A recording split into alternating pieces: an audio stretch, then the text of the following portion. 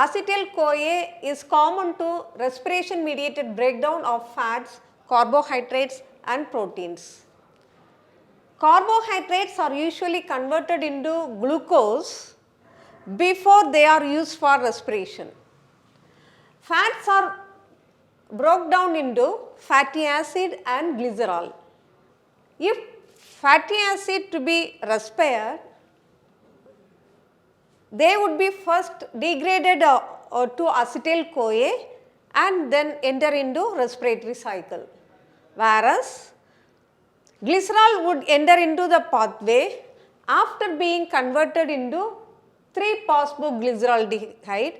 After that, this may be converted into acetyl CoA and then enters into respiratory cycle.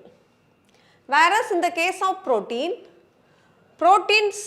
are converted into amino acids.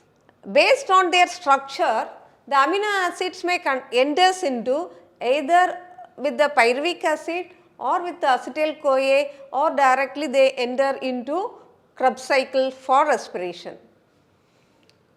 Carbohydrates, before they enter into respiratory cycle, they will converted into glucose to glucose 6-phosphate, glucose 6-phosphate to fructose 6-phosphate, and then the final product of that will be pyruvic acid, that is a glycolysis. End product of glycolysis will be pyruvic acid. From pyruvic acid they produce acetyl CoA, through acetyl CoA they enters into Krebs cycle. Acetyl CoA is common to respiration mediated breakdown of fat, carbohydrate and protein.